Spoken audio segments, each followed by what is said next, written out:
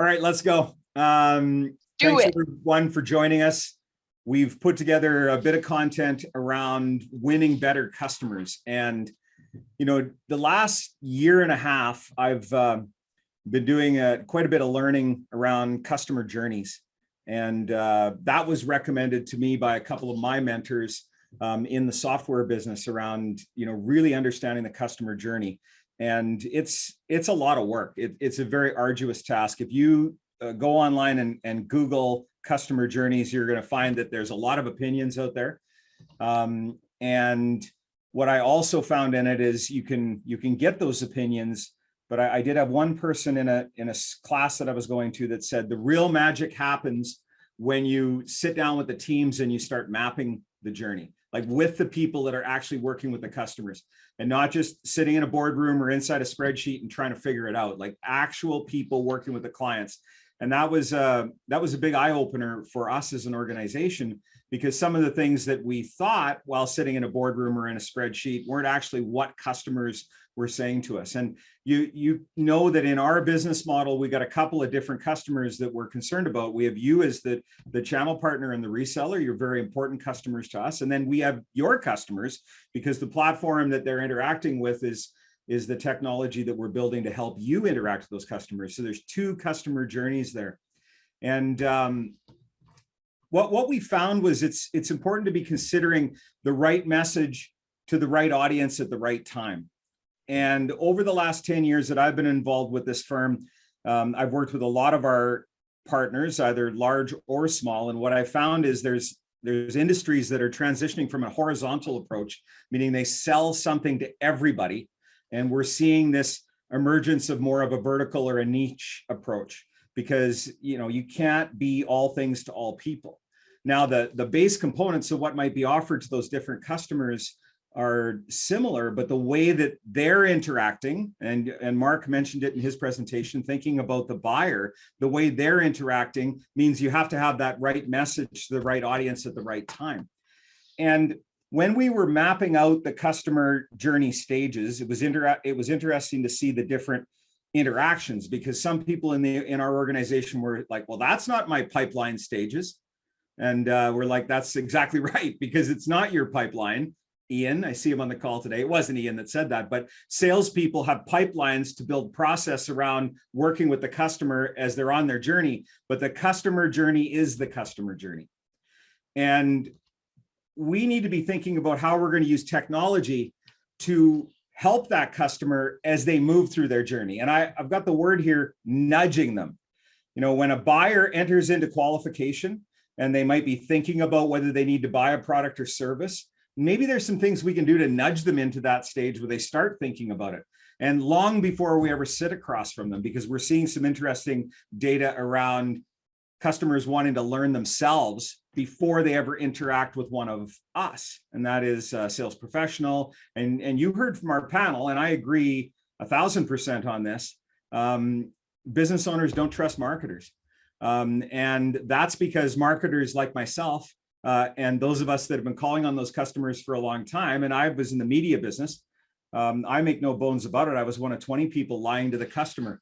You walk in and you make your pitch of your advertising package, and then your competitor comes in and makes another pitch, and we all set different expectations. And that's why our clients are a little jaded, is because they're looking for somebody that they can trust to deliver these products and services. So maybe there's a way that we can nudge our buyers or our customers into the various stages of that buyer's journey. So if you look at the buyer's journey, it starts with qualification, and then they move to education, and then they start to validate some of the things that they've learned. So using AI, buzzword, by the way, artificial intelligence, really what it means is technology intervening where humans used to be required. I call it robots that can help us to be more efficient. And that's a big part of what automations is bringing to the table, is if there's something that we're doing repetitively, let's get a robot to do that and allow us to have more time to bring what we bring to the table. And that is to be that trusted expert that helps with the entire program for that business owner. And I think it's a hell of a lot more than just marketing. There might be some operations components. There might be, pipeline management from the sales side of things. I think that it's a lot more than just the component of marketing that we're able to offer those customers. This is something that we need to be aware of. As the buyer at our clients, and those are the businesses that we serve, the local businesses, as that buyer gets younger, they're going to want more technology involved. They're going to want to learn on their own. They're buying a little bit differently. Now, erase the gray hair and the wrinkles and the scars from me being a grizzled up old sales veteran. I also have been a longtime early tech adopter. I had a computer before a lot of people. I had a smartphone before a lot of people. So I might be at 52 years old, I might be a bit of an outlier because I'm an early tech adopter. But when you look at our colleagues on the call, like Katrina and Colleen and Ian and Justin Babby on the call, Brady's on the call, all those folks, all they know is technology. And they want to utilize that technology to be able to do business more efficiently. That's actually the way that people under the age of 45 are found to think. So we need to be interacting with those folks a little bit differently. They're going to want to learn on their own. One of the most staggering stats that I've found is in a B2B sales transaction, the buyer will go to up to 15 different places to do their research. And I'm not talking about buying a building or a new car or, like a large purchase. I mean, any purchase. And part of that is because it's really easy for us to do research. So we want to be adopting these new automated components to be able to help our buyers buy the way that they want to buy. But I remember when Josh Baker built this graphic that you're seeing on the screen. And it was, 7 years ago, or maybe 6 years ago when he joined our organization. And I was like, wow, Josh just proved something that I've known for a long time. The simplest stuff is the best. This modern customer journey thing is really, really simple, but it is still one of the most important components that we can use when we are articulating to our customer how we can help them. And it's super simple. All the best stuff is simple. It's awareness. Do I know about you? Can I find you? Can I trust you? Do people like you? Do other people that are interacting with you like you? Can I convert? Can I buy or book an appointment? And then does that customer base become advocates? And can we amplify that message to get more customers? And we heard that in our presentations today. And I think all of us on this call probably know this. The best way to get a new customer is to show them a case study of someone just like them that you solved the problem for. In fact, what I like to do is go even further than that. Why don't we phone a customer that I know absolutely loves us? And some of you might even be some of those testimonial customers that we use, and thank you for that. That's really compelling, right? You're sitting across from a client and they go, well, how do I know you're going to be good at this? Well, let me show you this case study of somebody exactly like you that I've solved this problem for. And better than that, why don't we phone them and get them on a FaceTime and you can ask them how we helped you. Like that is a very compelling way to get that customer over this thing because they are jaded, they're concerned, they've been lied to. There's all sorts of misinformation out there, or as we know it now, fake news coming at them. There's so many metrics, I don't even know which ones that I can believe. So the person that sits across the table from that client that's able to utilize technology, AI, insert buzzword here, but basically able to tell that story in a compelling way that they can prove are the ones that are going to expand that customer. And you'll note that I said expand the customer because I don't think winning the customer, I think that's hard, I get it, but I don't think that's the holy grail for us in what we're doing today. I don't necessarily think we need more customers. I think we need better customers, meaning we need customers that trust us that we can sell more things to and solve more of their problems. That's what the holy grail is. And the word that I'm beating up, and it's not just me that's doing it, I actually was in school and I saw this guy, Jocko from Winning by Design. He lives in a van and travels all over the US, but he's a software sales guru. And he talked about close not being the right word. Close is a self-serving word for sales. Did you close it? It's not really a close because close means over. It's actually a start. So when you bring on a new customer, Yes, you're closing them. That's a sales term. That's an internal thing. What you're actually doing is starting a relationship with a new client. And the word close, why it's bad, is it means an end. And really, it's just the beginning. And now all the stuff that you said to the customer to get them closed has to come true.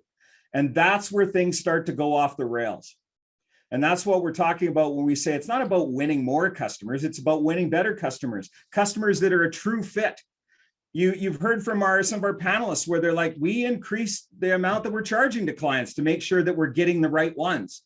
Because I think what we got to be careful of is a customer that isn't the right one can suck up all of our bandwidth.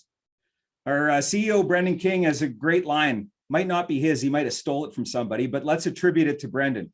We can get more money, we can get more resources, but what we can't get more of is time. And that's why everybody talks about scalability. We need to be scalable. And okay, I get it, you need to be scalable. But my friend, I believe it was Jason yesterday when we were recording podcasts, was like, if you're thinking about scale, you're going to have to give up something probably in your offering because you can't scale perfect. So wait for it. Jason Herman, who's on the broadcast today, has a great podcast that's upcoming in the next couple of weeks where we talk about scalability. So let's think about when we acquire that new customer as the start. And let's overinvest in that first 30, 60, or 90 days with that client. Let's overinvest with them because it cost us a lot of money to get that customer. We had to go out and do all the marketing. We had to send out all the content. We had to build case studies. We had to interact with them how many times just to get an appointment with them. Then we had to go to those appointments and do discovery. Then we had to use Proposal Builder to build out a proposal. I had to phone my Vendasta partner development manager and ask him a bunch of questions so that I could solve the customer's problems. And then we get the sale. And then unfortunately, we've found that a lot of people just neglect that deal and go try and find another one. And just think that magically that client is going to find value. They're going to understand how to use all the technology. They're going to read every report that we send them. And then they're going to ask to buy more stuff. And everybody on this call knows that that's not how easy it is. If it was that easy, we wouldn't go to these sessions to learn more. I wouldn't be going to school 5 days a week to figure out new stuff. It's not that easy. We need to take those customers that were very expensive for us to acquire and super serve them in that first 90 days or 30 days to make sure they're finding value, and then start to figure out other ways that we can help them. Now, again, sales calls it upsell. I'm going to upsell that customer. How does that work out for you where you phone the client and say, hey, do you got 15 minutes tomorrow? I want to upsell you. Try getting an appointment with that approach. Upsell is what we want. But what actually we want is to expand our relationship with that client, to solve more of their problems, to understand more deeply what they're trying to do in their business, line it up against what we offer, and figure out what those solutions are to help that client. Now, that is a bit of a cultural shift. And I think actually that solopreneurs are really good at that. Like people who own their own business and they're out there and they're very nimble and they're agile and they're like, God, we need all those customers. They're great. And we want to work with them really closely and we want to expand them. Like I've never had somebody say, yeah, that customer, they spend a little bit more money with me every month and I'm solving a lot more of their problems. Boy, I don't like them very much. Like the customer that is doing more things with you and you're meeting with them on a regular basis and they're texting you at 10 o'clock at night going, hey, I had this idea. Can you help me out with it? Those are hard to find. But when we work with them very closely and we build that trust and we interact with those customers, we have an opportunity of finding a client like that. So when we talk about it's not about more customers, yeah, we all want more customers. Let's get that straight. But we want the right customers. The ICP, your ideal customer profile. That's what we're looking for. Who are the clients that you do a really great job? Now, this is where technology comes in to help us with that. You take a look across your list of clients and you say, boy, it's interesting. All of our veterinarian clinics, and we've got about 8 of them, they're growing really good. Like we're using the data to make a decision as to what vertical we're really good at. And when a business owner says, yeah, I'm really good at anybody. Like I work really good with dentists and doctors and lawyers and restaurants and laundromats, and like, you work really good with everybody. I'm like, I don't necessarily think that's true. Like, I think that we need to really hone in on that clients. And if we think that we work really good with everybody, a pure play organization is going to come in and steal our lunch, because those pure play organizations, they work with auto dealers and that's all they do, and they're really good at it. Or they work with dentists, that's all they do, and they're really good at it. So we got to be careful, because I don't really think that you can be all things to all people. And where the real money is, and where we can build very successful, profitable businesses and have very, very good customers that love us and are raving fans, is when we find a place that we're good and we stay in that lane and we work it really hard and we become the trusted experts in that space. So that's what we mean by the right accounts. The recipe for modern sales success is getting to who are my best fit customers, automating the rest of them so that you're not investing a lot of times on the ones that will not increase their budget, that will not open up about more of their problems. Like, it's not about selling one thing to the customer. It's about getting involved with the client, figuring out all their problems. Like, it's an amazing time to be alive. When I worked in the radio business, I could solve one problem: awareness. I could put an ad out there, and based upon the audience of my radio station, I could get them 25, 54 females. That was it. That was all I had to sell to that client. Now, my managers would tell me back in the day, no, that's not true. You've got 30, 60-second commercials. You could maybe sell them next to the 8 o'clock news. You could do an on-location broadcast. Okay, yeah, all of those things are true, but I'm only solving one of those problems in the customer journey: awareness. Now, we fit into all of those swim lanes in the customer journey, and we can even sell the customer connectivity if that's what they need. When you're working with a client and their email doesn't match their domain, something that simple, or they're not even using email marketing, or it's exciting. I get really pumped up about it, because I worked for a long time where I could only solve one of their problems, and now we can solve a number of those problems. I want to go back to something we did a session here recently on the difference between the snapshot report and the executive report. And I was told by our content folks that I didn't land this. Did you know that across all of our channel partners, 1 in every 10 snapshot reports turns into a paying customer? That's an interesting thing. 1 in every 10. Now, why is that? It's because insight-based selling works.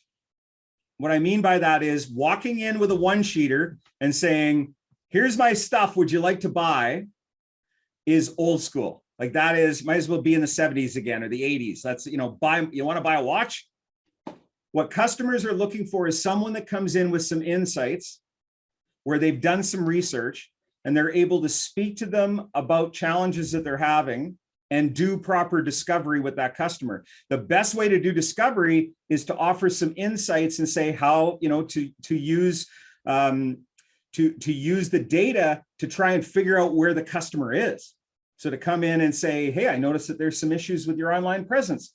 Oh yeah, I know that there's some problems there. I just haven't really had time to get around to that. Oh, okay.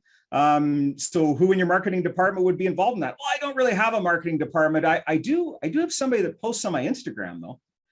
You're like, okay, now I know why you got listing problems, because posting on Instagram is not a professional marketer. It's an Instagram poster. Not taking anything away from people who can post on Instagram or Snapchat, like my buddy Jason. So that's why I know he's out on the South Saskatchewan River, because he's snapping. But using insights is a great way to prove to that customer that you know what you're talking about, and that you're one of those trusted local experts. So we wanted to go through a few of these components around, it's not about more customers, it's about finding the right customers. How do I know that they're the right customers? Using the data inside the platform to see which customers have the largest basket size and the best margin profile. And then using the platform again to gain insights on, are there more of these out there in my market that I could speak to? Using the platform to figure out how you could build raving fans and get those referrals, because we know referrals are the best source of leads. So all of the components inside the Vendasta platform and the marketplace of products, that's all technology that can help you be more efficient and to help you be more innovative.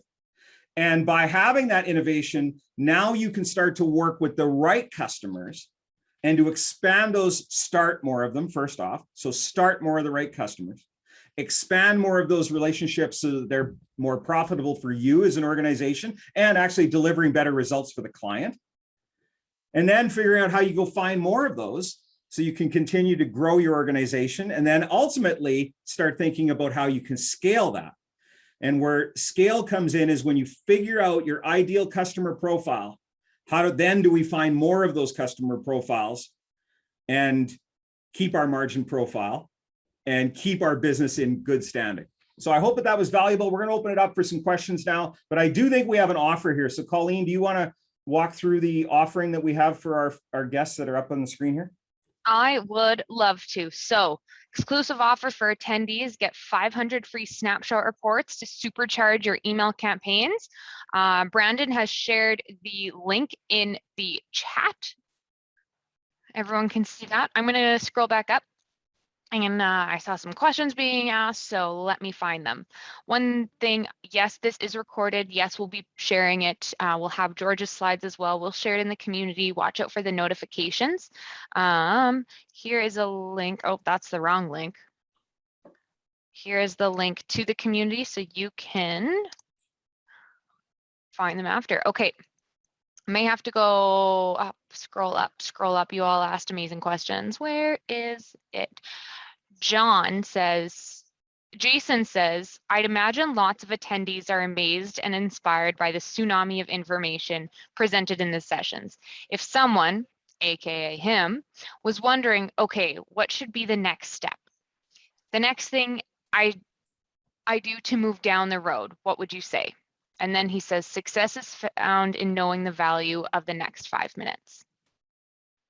Yeah, I agree with that 100%. And, you know, we want to communicate with our partner base, and in these sessions, we throw a lot at you. And that's why we give you all the recordings and all the material afterwards to consume at your own pace. I really believe that the folks that are going to win in the next coming 6 months, as businesses start to look for places where they can find efficiencies, is to maybe change our talk track a little bit to have it based around efficiency. So how can we help this organization be more effective and find true ROI from the dollars that they're deploying to find, you know, new customers or to expand the customers that they have? You know, the talk track for the last, I don't know what it was, 20 some odd minutes is about us finding the right customers and not finding necessarily more customers. I think that businesses have that same issue. I think that our clients, regardless of who they are, lawyers, auto dealers, whatever it is, they're looking for the right customers as well. And in marketing, one of the reasons why marketers have a tough road to hoe is because it's been horribly inefficient over the years. Spend a lot of money on marketing, and it's really hard to show the return on investment. So I think that we need to be laser focused on efficiency and helping that customer to acquire the right type of clients in the most efficient manner. I hope that helps, Jason. And the best way to figure out what the next steps are is to reach out to your partner development manager and start to work on a game plan with them, because those folks are educated in how to go to market in the most efficient way for you folks as our channel partners. Thanks, George. I have a question. Oh, shoot, I just had it. Scroll back up, faster, faster. Apologies, everyone, rookie. Dante asks, how do you make people care about the content and the data you find on their business? People don't trust marketers, so how can we build that trust more with the information we gather without coming off as a know-it-all? Yeah, I don't think we need to worry about being a know-it-all. So let's not, like, I've never had a client say, you know what, George, that was a great meeting. You know too much stuff. I'm not going to do business with you. But Dante, what I think you're referring to is, how do I give it to them in bite-sized pieces so that they can consume it all? And that is a massive challenge. So one thing, you can kill a tree and print off a snapshot report. But putting that report in front of the customer and expecting them to understand what's there, you've heard me talk about this before if you've been in any of these sessions. I don't think I've ever done that. I think the only time I've ever went through an entire snapshot report is training salespeople on what's inside the snapshot report. If you put that in the hands of a customer without a guide, it's going to cause confusion. It needs an interpreter, and always start with the worst piece first. You know, I call it a map in some of our training sessions. So you're a salesperson, you're walking into the client, you have nowhere, you don't know where to start. But with that report, it gives you the ability to have a starting point. And I always just like to ask a question with the data in mind. So an example of one of those questions might be, I noticed this online. Is that what you intended? And then just let it hang there and see what you get back. And I don't think there's any wrong answer. I think there's just information that will help you then navigate to the next step. So by asking those open-ended questions with a component of data attached to it, that's really what insight-based selling is. And if you didn't have the snapshot report, smart folks would still do it. You just use a browser, you go in there and you search a million things to find out what's inside this. Like, that's where the AI helps you. It comes in there and it does a bunch of the work that you would have done normally through searching. But two to three data points is about all the customer can handle. And I think that if they're even a smaller business that's really busy just running their business, like you're not sitting in a boardroom, you don't have a screen that you can present on, you're like at the end of the till or at the end of the food cart where you're making the presentation, I would try and land 3 things and see if you can get that customer to open up. Like the report is to get more information. That's where it's most powerful. I hope that answered your question. So now we have a couple comments around case studies. Kathy asks, it seems we have good case studies for more of the products in the marketplace. It'd be great to have them for all products. Jason Herman says, yes. I hope I nailed that, Jason, the way you wanted me to. Case studies are gold. Sonia asks, I wonder about the value of case studies. Have you ever read a case study that said the product didn't help a business? Yeah, that's the skeptical customer that we're dealing with. Thanks for bringing that up. That's what customers are like. And we have to build that trust. So I believe that the case study is part of building that trust, but it's only a part. You've got to walk the talk. You've got to follow up with the client. You've got to be persistent. You have to have more value propositions and reasons to believe on your website. It can't just be a one and done with a case study, because we are dealing with the most cynical customer base ever. And then I'll come here in a year and I'll say it again. And I probably could have said it 20 years ago. Customers are just friggin' cynical. Ask my wife. Like, if there's anything I want to buy, I got to convince her and I got to get her case studies because she's cynical. She's just like, no, and I'm the buyer. I'm like, I want to buy that thing. So, that's just what we're dealing with. And that's not going to change. And it hasn't changed in all the time that I've been selling. I think that people are just even more cynical right now. We just don't believe. So there's a couple comments here, and I do just want to read them out, George. And if you have a comment, please feel free to jump in. Dante also asks, speak the client's language. The more than you are in that vertical. Speaking your niche's lingo is super underrated. John comments, I heard if you understand the customer's problem and describe it to your customer better than they can then trust you with the solution. No, listen, 1000%. The last 3 weeks, I've been living in radio land again. It's like 1988 all over again. I've been working with radio companies that actually some of them I used to work for early in my career. And we've been having some great conversations because a lot of the core components of the way they run their business are the same. So I'm speaking their language. I saw this thing the other day in a class that I was attending, a demonstration where we take the customer through business app, or we take the customer through something that we've delivered to them, an executive report. That's a demo, a demonstration of the technology. Where a demonstration is most effective is when it transfers ownership. So you're sitting there and demoing the software. It's our white label platform that you present as yours, and you're demoing that to the client, whether it's a prospect or it's an actual customer that's spending money. And what you want to do in that demonstration is transfer to the client so they go, that's my stuff. And that's one of the most powerful components of the business app and the executive report, because it's got their branding on it. It's got their location on it. It's got their products in it. The more that you can get them interacting with that and feeling that it's theirs, that's where you're transferring the ownership of that business app. I want to somehow in the next quarter or before the end of the year, test this.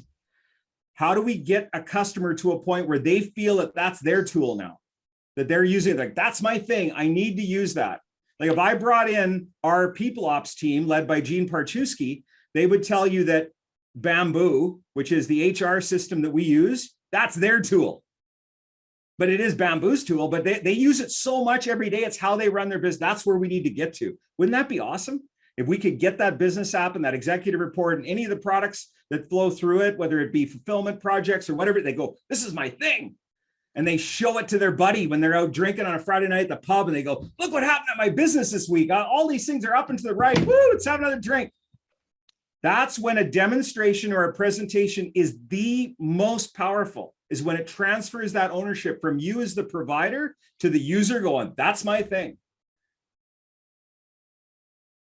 Now we have a couple questions on a niche. So Joel, I laughed at this, so I am going to read it out loud. It does involve me swearing.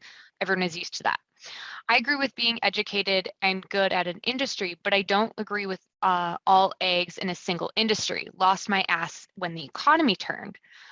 Dante comments, Joel, how do you balance that then? Do you pick one service and go hard into out of 3 verticals? And Joel says, balance comes in capacity. All clients can get any service. Joel, I agree with you. You can't put all your eggs in one basket.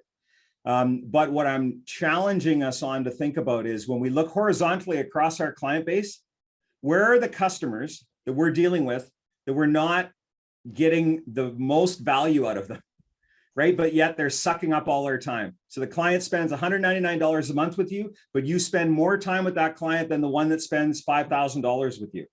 And what it's doing is the $199 a month customer is taking time away from you finding more of the $5,000 a month customers. But I also agree with you that we can't have all of our eggs in one basket. So that's why I like to find a niche and then find adjacent verticals that if there was disruption in that one vertical, this other one would help me, right? So you can't have it all in one. So you're right. But at the same time, I just would like us to be thinking, especially in where we're going right now in the next 6, 12, 18 months, where it's all going to be about efficiency. Some of those customers that aren't giving you the dollars that you need to be spending the time with them, right? Look at the amount of time you're spending. Is it a good investment of that time? That's my only challenge on that. Quick comment about the 500 free snapshots. Yes, this is for partners. Yes, it is for new customers. Just making sure. And then how soon do we have to use all 500 before they expire? I think if our content team wants to drop it in the chat, that would help. But George, I got a private message, so I'll read it out here. If you haven't utilized automation just yet, but want to start, what steps in the buyer's journey do you recommend automating first? The education component, because that is the one that is the hardest to scale. So I mean, top of funnel, where you have a list of potential customers, suspects, and you're sending them information. And as they interact with that information, you want to maybe send them other things. And Mark talked about this in his presentation. He talked about what doesn't work, and then he talked about what could work. So I believe that top of funnel component is really important. The other thing is, as people interact with the various projects, so maybe you've sold something to a client, like what I'm talking about is onboarding, that first 90 days. Let's get some automation in there. Like I find it to be amazing when I work with companies and I say, okay, what are you doing top of funnel? And they say, oh, we've got these email sequences. We built these stories that our sales reps are using. We train them. We do stand-ups. We got it all dialed in. Like, okay, what happens when you get a customer? And they go, oh, well, that's when the technology takes over. And I'm like, okay, do you send them any emails? Do you send them to webinars? Do you send them to academy courses to learn what they do? And I was on with one of our channel partners this morning that has actually built a checklist with some little components in LearnDash, where they're actually taking them through a bit of learning and making sure that the checklist And it's all about onboarding. So spending time in that onboarding. So I think that it's top of funnel. And then I think it's right after you acquire that customer, use some of the automations to help with the heavy lifting on the onboarding, making sure that they're finding value in that first component. Why did they sign up? Put that North Star there against that account, right in Sales Success Center. Why did they sign up? And then start measuring every week that goes by your relationship with that customer. Did they find value? And one of the ways you can help with that is maybe reminding them of the case study that brought them into your funnel, or remind them of there's a course that they could take, or remind them that you're going to have a webinar on a Thursday that they could attend to learn more about the things that they bought. So those are the two things right now that I think are the lowest hanging fruit with automations. Before you acquire, and then during that onboarding process, it'll help you to scale some of that work. Tony asks, I've been looking for a sales rep resource for a while now without much luck. What would your strategy be for finding a commission-based SDR?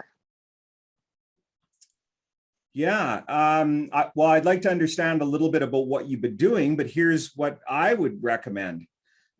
First off, build a really good scorecard.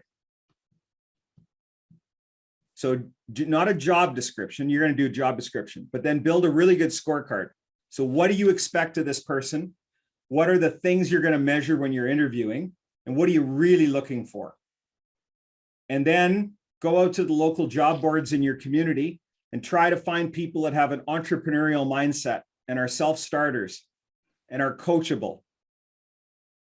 So that role, and I love the thing that you're talking about an SDR, because an SDR gets you more appointments so that you can make the presentation. And I go back to, for the last 3 years, I've been mentoring startup software companies in a tech incubator. So I get a CEO and we sit down for a couple hours and they go, okay, I want to hire my first VP of sales. And I'm like, okay, why? Why is that the hire you want? Well, you know, then I'll get one and then I'll get another one. I'll get another one. I'm like, okay, well, show me how you sell to customers today. Show me how many customers you have today. How many presentations did you do yesterday as the CEO? Now, this is not a technical. It's the person writing the code that won't work. If it's the business CEO and they go, oh, well, I only have 4 customers and I only did 1 presentation this month. And I'm like, okay, why don't you go and sell to 100 customers as the CEO and then come back to me and we'll talk about what your next hire should be. And after that startup CEO that I'm referring to in this story, after they got to 60, they're like, whoa, this is hard. And I learned a lot and the presentation's different now. And the scorecard that I would use is different. And they're like, I want to do more of this. It's kind of cool because our product is evolving as well. So I love that you're thinking about an appointment booker, sales development rep, or a qualifier that will get you more qualified buyers that you can speak to. So that's great. But if you're going to find that person, I would find somebody young, hungry that you can coach, because you're probably not going to be able to pay them a lot of money, and get them in the door and get them to just book appointments with your ideal customer profile. So then you can go and sell to that customer and onboard them and bring them across the line like that. If, you know, when I shouldn't say if, when I get fired and I start my own business, which is what I'm going to do after 10 years of doing this and working with folks, like I'll just start my own. And the first thing I'm going to do is go sell to 100 customers. And then when I get to that point, then hire somebody that can book me more appointments to sell to the right customers out of that group of 100. Hope that answered your question. We have someone answered, Brandon gave us an answer about, do the snapshots expire? The snapshots don't expire, but the offer does. So claim them before June 30th. Okay, man, bouncing around in this chat. You guys are just lighting it up. Okay. David's iPad, and George, him and I go back on this a lot. We are in a team and we see ourselves as business consultants instead of salespeople. Would you agree with that? Why or why not? 1000%. And why? The best salespeople are consultants. And they're looking to build partnerships. And they deliver on their promises. And they're a tour guide with the customer. They take them on a tour and they show them what good looks like. There is no difference between business consultant and professional salesperson at the very best in both of those breeds. I have another question. Will these be recorded and where can I get the link? So I just dropped the link to the community. You can find them in the forums. I'll put out a notification. So just watch there and you will get the recording and George's slides.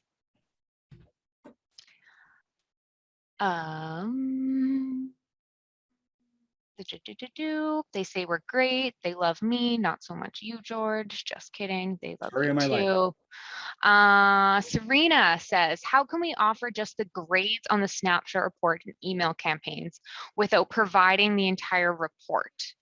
Serena, do you have your Vendasta rep? I believe this is something that they would be able to help you with specifically. Really easy to do as well. We built it with that in mind. So just send one piece of the report in your sequence. Today, we're going to talk about listings and here's your score. Next day, we're going to talk about reviews and here's your score. Next day, we're going to talk about advertising and here's your score. Okay, little bit of a story, so stay with me. A few years ago, we had a long-term client that is a third-generation restaurant receive a horrible report from a brand spanking new health inspector. Well, that's fun.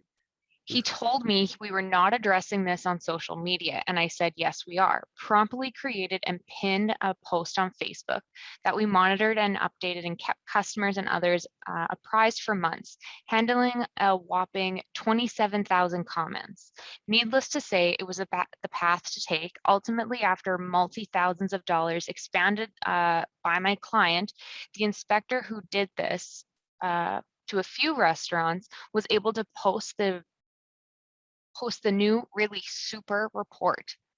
27,000 comments.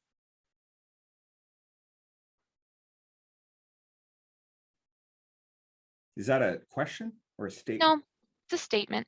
Okay. They wanted to share their story. It's sent to me privately, so I'm not going to say who it was. It's a great story. That's also why I'm not in the hospitality business anymore, because health inspectors are hard people to keep happy. Colleen, I'll come out. It's Oh, me.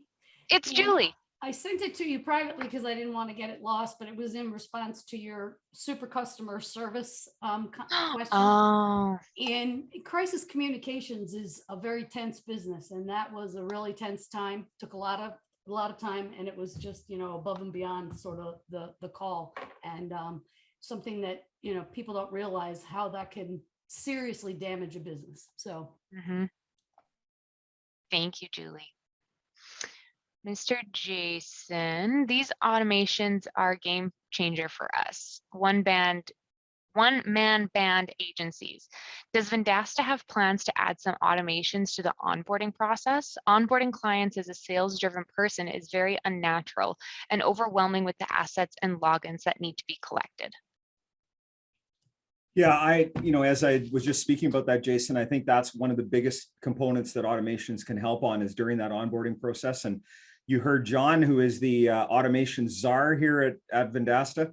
He knows it better than anything. So reach out to him. I know you have his contact information, but we're going to be doing a lot more work on automations and delivering more of what we see as the best recipes. So, you know, Jackie talked about that. It wasn't just a cool marketing slogan. What an automation is a recipe to solving a problem. And you're going to see more and more of those come out, and we're going to white label them. So if we see a great automation that one of our partners is using, it can be used by others. Like, I think that crowdsourcing is going to be really, really powerful for us to get some scale on those automations as well. I am as bullish on that as anything in the platform in the last 10 years. I remember when Brendan was talking about building it, I didn't quite get it at that time because I'm nowhere near as smart as him. But now looking back at it, it was a really good bet at that time, and it continues to pay dividends on the efficiency front.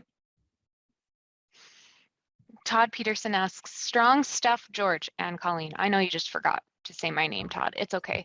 Please share best practices for adopting CRM to capture clients' issues, to leverage to drive performance and growth for them. Yeah, CRM adoption is a massive challenge. And the best way to get a sales team to adopt the CRM is to stop using anything else that you might track clients on. And in the early days of Salesforce, and I don't know if this is the exact story, but there was a slogan that came out of it. If it isn't in Salesforce, it didn't happen. And that's how they used when they were installing Salesforce for some of the very first times to get organizations to start using it. They would train sales managers that and operations teams that this is the slogan you use with a sales rep like George that doesn't want to enter their information into the CRM. The other thing is CRM adoption, and we're working on this with a lot of our media companies right now, is it's carrot and stick, and it can't be just one. That you can't just stick the sales rep all day long to use it. There's got to be some carrots to it as well. And what I mean by that is, does it make the organization more efficient? So there's two things to this. Let's say one of you puts in a low net promoter score, under 6. You get a call from me, by the way. And it's not just me, there's a team that monitors that. So now we get on the call and we go through and I don't have any information, right? Like there's no information in the CRM as to why you're giving us a low net promoter score. But if I were to see that maybe you'd log a bug and it hasn't been resolved, or maybe, God forbid, one of our salespeople hasn't gotten back to you in a long time, then now I can go to that rep and I can just beat them up for half an hour and say, you didn't use the CRM and we look like idiots and all this sort of stuff. Or I can get on the call with you and utilize the information inside the CRM to really help you get give us a better score and feel better about your experience. That's what it's all about. And then I go to the sales rep and I say, thanks for putting all that information in there about Robert, because I was just on a call with Robert. We were addressing some of his concerns and I knew what was going on with the client. So we were able to craft a solution. So it really has to be both. And I'm giving you that lens because I'm working with some sales leaders that have said, yeah, we just beat our reps up all day long because they don't use the CRM and it's still not working. And I'm like, it can't just be one thing. Like we've got to show the salesperson why it's good for efficiencies. And it helps us to have all that information in one spot. Because the first thing I'm telling you that somebody my age, when you put a CRM in place, thinks, Big Brother. They're checking up on me. And of course, that's why we're putting it in place. That's one of the reasons. We want to know what's going on, but it also has to be a tool that helps the sales rep to be more efficient. And that's when you really start to see the adoption. Kyle wants to thank me, mostly me and you, George, for our insights and clients' perspectives. I mean, he already left the call, but I just wanted to make sure I gave that shout out to mostly myself. Our award-winning conqueror, Robert Davis, you have your hand up. Let's hear it. Nope, you're still muted. Come on, you're better than this. There you go. I never use the mic in Zoom. I use the mute thing on my mic here. Sorry. Just 2 quick comments and a question for George. Earlier on in the conversation, someone brought up the whole scenario regarding case studies and how do you deal with a skeptical, customer or potential customer. And what I would submit to you is that, case studies are there just to prove, they're proof of concept. They're presented in a way, because obviously, why would we show a concept that didn't work? So it just really defeats the purpose of a case study. So if someone's going to say, well, you're cherry picking or you're only showing the ones that are good, well, that's what they're for, because it's a proof of concept. But the positioning has to be, this worked for this particular individual, this particular business. This may not work for you in the same way.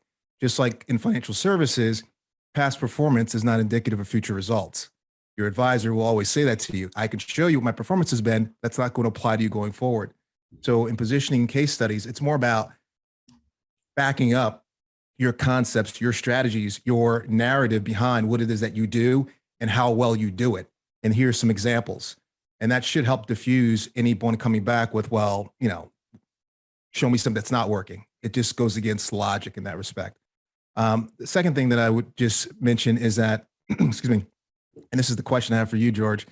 Right now, we are I'm at a crossroads because one of the slides you put up was on technology and younger individuals using technology more so than seasoned individuals. So we have it so that someone can come to our website and go through the entire buyer's journey on their own. They don't need us to come in and do any hand-holding along the way. And I like that because what that does is it really makes it all do-it-yourself. Right? It's all do-it-yourself. So I'm not really involved at all in terms of consulting with them or doing any sort of hand-holding. But then we have clients who come to us or opportunities who come to us through referrals and things of that nature. So my question is like, when someone comes to Vendasta's website and they are offered an opportunity to go to get started for free, does a BDR always reach out to every single one of those? Or do you let them just get signed up, and if they show some promise by activating some products or utilizing their version of Partner Center, that's when you reach out to them? Yeah, it's both. There are some that come in that are, you can tell if we can recognize the logo, and we know that they're large enough. Like last week, we had a very large radio group that signed up on our platform. We reach out to that immediately because they're going to want a different experience than someone coming in that is a solopreneur or a 2 or 3 person agency. But one of my philosophies is an old Zig Ziglar line. You lose more deals by not being enthusiastic enough than the ones that you lose because you're too enthusiastic. So what we found is that a prospect that doesn't want to be talked to, they will tell you. Like if you're touching them too many times, they're like, leave me alone. I just came here to download that case study. And I actually have been that buyer too. And I'm sure, Robert, you've been that, where we just wanted the content.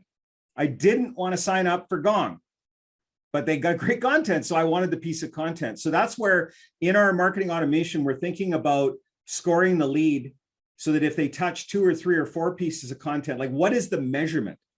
Like if you were to ask Roberge, and I'm not sure if he's the one that came up with this number, but somebody at HubSpot, and you just Google it, you'll find it, said that it's 10 touches of content before they reach out to them. So before their internal SDR and BDR team, they'll reach out. Now, if you don't have enough leads, you're going to touch them more often, right? So it's around, if there's scarcity of leads, then they're all over them, and you got to be careful of that because they might just have downloaded the piece of content. So I think that there isn't a definitive answer. It depends. And I think it depends upon the size of the lead. Thank you, sir. What do you think? Like, I'd love the debate from this group. Okay, we only have a few minutes left, so no debate. Take it offline. Or you can debate. Rock, paper, scissors this out. Ryan asked me, are the Friday community sessions done for the summer? What are the dates I can remove from my calendar? Renee, you are right. We are done until September. I will be sending out, what am I trying to say? Removing all those calendar dates from your calendar. Don't worry, they're going to be the same dates or same links when we come back in September. But I will tell you, the Conquer Local podcast does not take summer off. So we will be dropping new episodes every Wednesday throughout the summer. Yep. George doesn't get time off. Let's be serious, you guys. No. Hold him to a higher standard. I'll vacation when I'm dead. Yeah. I, on the other hand, get tired and I need a break and go on vacation. Question from John. Can you speak to how we validate the automation impacts the customer from the customer's position? Wow, that's a great question. I need time to think about that. Okay. And John, also, thank you for what I was thinking. Like Colleen, she just keeping us in line. Keeping us in line. I saw your gesture there on the screen, John. I know who it is, John, and we'll get back to you. I want to talk to our automation czar and see what it's new tech and we're learning as we go. So I'd like to see what that team thinks, but it's a great question. Hadn't thought of that. Okay. Hold on, reading some more. This is maybe the last question we can answer, but just a few more comments. Thanks, Colleen. I admire how you roll. I love you, Colleen. Is she the one who's facilitating just a few minutes ago? Of course it is. She has my style of facilitating. Colleen, you are great. John, where am I going to vacation? I am going to Greece. I know everyone loves I think she wrote these and has them on like a little sticky note beside her computer. It's unbelievable, actually. She's logged in somewhere else under that name. Note to self: you want to be the moderator. Yeah, you do. Your brand. It's my favorite thing. I get such an ego boost on Fridays. Okay, Vaughn. He's loving it. Vaughn, hi there. With the possible recession underway, what are some tactics we can use to enable to sell to customers/clients during the next 18 months or so? Do we lower the prices of our digital products and packages to fit our customer needs? Or how do we go about talking to clients about it? Well, I've been am I muted? No? Okay. No, we can hear you. I've been thinking a lot about this, and so has Mr. King, and because it's going to impact everybody. Like you can't, like fuel is ridiculous, right? And we all need fuel to power our vehicles, drive around, see customers. Like it's hitting us. So I touched on it a little bit earlier, but I think efficiency is what we're hearing. People are looking to find efficiencies. So what they're going to do is, you know, what my wife did this week. She went through her credit card statement and she's like, what the hell's this thing? Do we really need it? What's this thing? Do we really need it? What's this thing? Hence why I actually have some money now, because she's good at keeping it. And I'm good at spending it. So I think that you're going to see that level of interrogation that's happening. I think also they're going to be a little bit more skeptical to move forward on new things. They're going to want to, you know, make sure that everything is working. So we're going to have to be better at reporting. We're going to have to be better at more touch points. I think there is a competitive advantage here though as well. I think that other organizations that maybe are competing for that client, they might be pulling back. So we will have maybe less people knocking on the door, and our customers might have less competition, because the first thing that businesses do, and I've been through a couple of these, by the way, and those of you that share some of the gray hair that I have, you know, the recessions that we're talking about. I believe that efficiency is the key to the conversation. But then if you get the right business owner, the right customer, they're going to see it as an opportunity. And that's not just glass half full George sales guy thing. I think that the businesses that did well coming out of any of the recessions that were out there were the ones that watched the dollars that they were spending and pushed forward and saw it as an opportunity to pick up new business. Now, what you might have to do to pick up new business is reduce your entry level price. And what I would encourage you to do there is to just take some things out of the bundle. So rather than selling a bundle where you're solving 6 different problems, go in and solve 3 problems. Not take the 6 things that you're selling and reduce the price of them, right? Because the value is still there. You should still get the value for the problems that you're solving, but maybe instead of shooting for the moon and solving a bunch of problems, maybe just start with a little less of a bite, super serve the customer, get them the results that they're looking for, and then you can layer in and get the expansion afterwards. Well said. All right. All right, my friends, it's 12:30. We have to go. John, I don't know why you told me to grow a beard. That's weird. Let's not do that. I shaved this morning. Community sessions, come back in September. I'll send out the cancellation email sometime today. All of our recordings from Connect are going to be in the community with links to our YouTube. They will be in high quality. I know there was some issues with Mark Roberge's presentation on that, but thank you, George. Thank you everyone for attending Conquer Thanks, Local everyone. Connect. You're all amazing. Congrats, Have a Robert. wonderful Well deserved. or Thank you. summer. Thank you.